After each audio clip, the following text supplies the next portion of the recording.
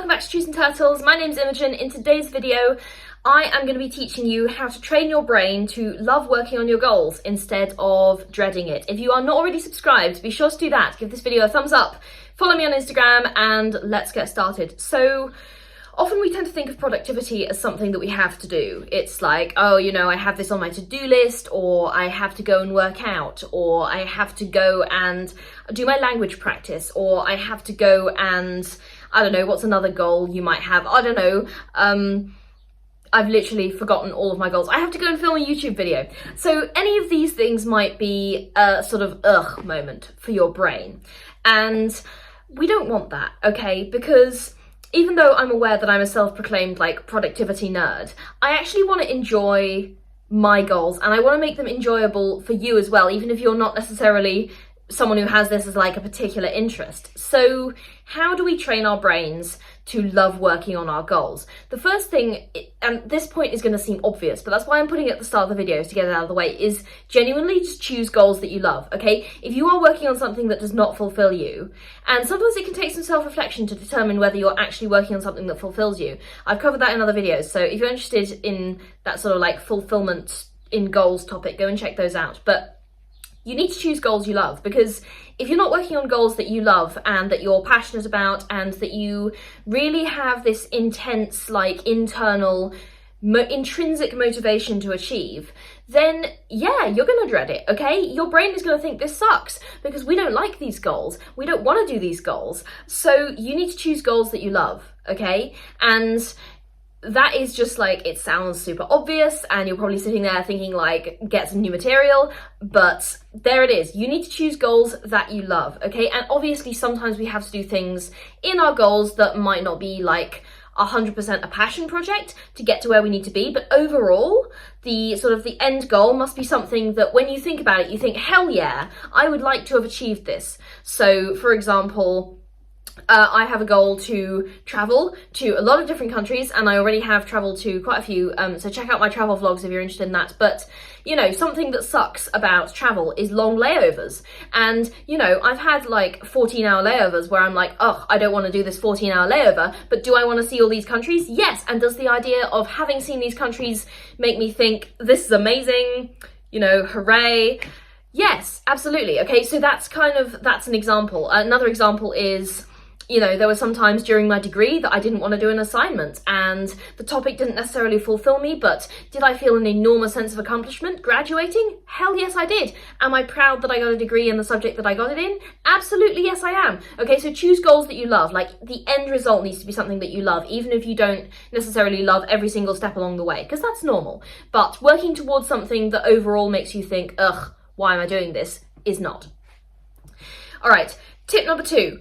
Eyes on the prize. Okay, so create a vision board. I am a big advocate of vision boards, and what I like to do is I like to create a vision board digitally. I do it in Canva. You can use the free version, it's like super easy.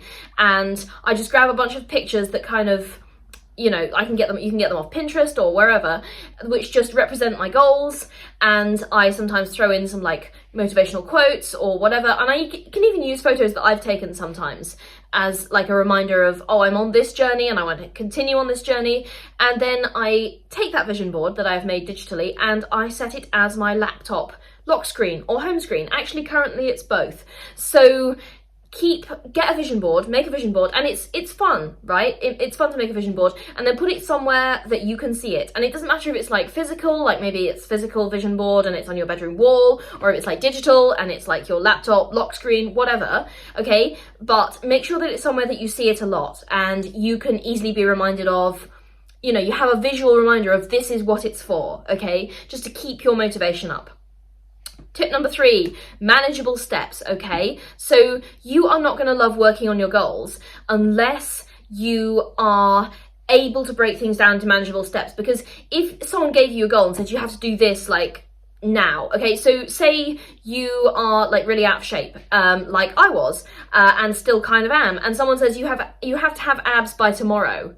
Do you want to do that? Hell no, okay? But if you said to yourself, okay, well, eventually in the future, I want to have abs and I want to get healthy and I want to be able to do, I don't know, 15 push-ups in a row, because that will tell you how out of shape I am. because like whatever. Can you see how you're breaking that down into like manageable steps, okay? Because your brain is not going to want to do it all at once. Your brain's going to be like, that's too much, I can't do that, that's like too hard. So what you want to do is you want to break it down, because if you don't break it down to manageable steps, then your brain is obviously going to be like, ugh. And that creates an ugh moment rather than a, hey, we get to do this manageable thing moment. All right. The next point is kind of linked to this, and that is to work on your goals in like small bits of time whenever you get a chance. So I talked about this in my micro productivity video from a while ago actually, but I think that video still holds up. So if you're interested in micro productivity, go and check it out. But the concept basically is that you use small bits of time and you break down tasks into such small pieces that you can get them done in like little bits, if that makes sense. So a good example is I'll do my Duolingo language practice every day. And that takes me like 2 minutes. Or when I'm standing in the queue for the bus, if I'm going on a bus, I have a note in my notes app on my phone where I write down like video ideas, so I'm using that time productively, and so on and so forth. So productivity can be broken down into these tiny little steps and worked on in small bits of time. Another thing is I have like a digital library app on my phone so I can read books on the go, and so on and so forth. And it makes me feel like I'm not actually wasting that time. And obviously sometimes, yeah, you just want to chill in small bits of time, but knowing that you have the option to work on your goals and to do something sort of to move your goals forward, I find that to be actually quite motivating. Maybe that's just me, I don't know, but I thought I would let you guys know about that because it's something that really helped me think more positively about my goals, because I was like, hey, I can actually use this time is not wasted, and it's actually making my life better and it's making me move towards a more positive place. So work on your goals in small bits of time whenever you get a chance. The milestone is the reward. Let me unpack this a little bit for you. You can reward yourself extrinsically if you want. So, you know, sometimes like you reach a goal, you might go and like buy yourself a new shirt, or you might go out to dinner at your favorite restaurant, okay? And those are like extrinsic rewards.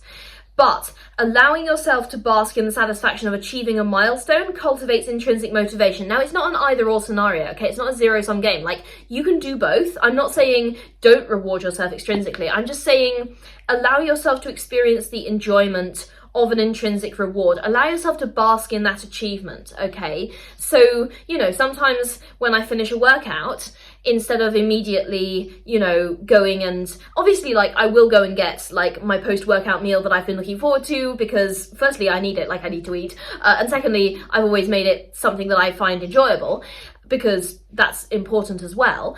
But I also like to take a minute just at the end of my workouts to appreciate that achievement and be like, hey, I completed that workout and that was good for me and I feel good about myself both emotionally and physically now. And you can do that with any achievement. Like, I remember after I graduated just sitting like on the grass outside of Durham Cathedral and being like, wow, I really did that. And being able to take that moment to myself to just kind of appreciate the goal, the achievement for what it was really, really helpful to me in cultivating a sense of healthy, intrinsic like joy in my achievements, okay? So remember that the milestone is the reward. And yeah, there might be other rewards as well, but the milestone in itself, that achievement, that sense of accomplishment is intrinsically rewarding, and you should take as much time as you need to enjoy that.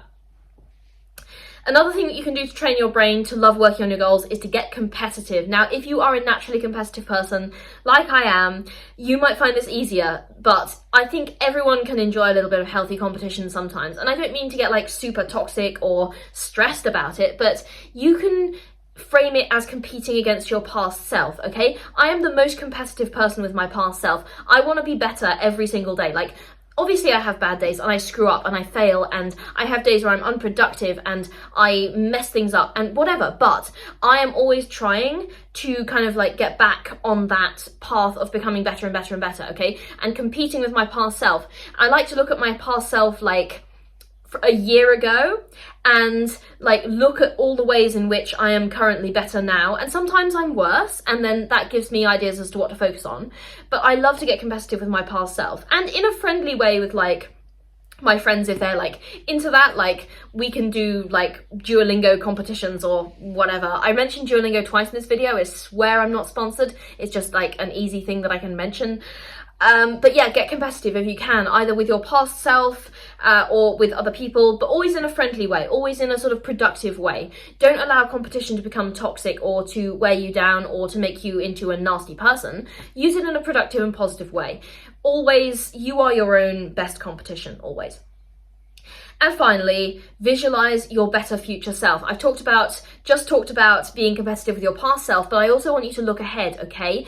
And visualize your better future self. And your better future self, you're working towards an ideal, okay? You're working towards that person that I know you're capable of becoming. Even if you don't necessarily believe it, if you need someone to tell you that you are absolutely capable of becoming that person, can I tell you this, okay? You are absolutely capable of achieving your ideal self. Maybe it will take you a long time. Maybe it will be difficult, but there is joy and fulfillment in that, okay? Visualize your better future self and understand that every time you work on your goals, you are pushing yourself a little bit more and more towards being that person, okay? You get to create that person through your goals, through your work, through your achievements. Isn't that exciting? Okay, I realize I might sound a little bit like a broken record here, but your ideal self is such a wonderful person. Not to say that you're not a wonderful person right now. You are a wonderful person because you are the best that you have ever been right at this moment, okay? Because you are trying and you are progressing your goals as much as you possibly can. So visualize your future self and realize that that person is going to be even better than you are now. And isn't that amazing? Because we get to grow and create ourselves minute to minute every single day, okay? And you get to create that person through your goals. Every time you work on something positive in your life, you are becoming yourself a little bit more fully.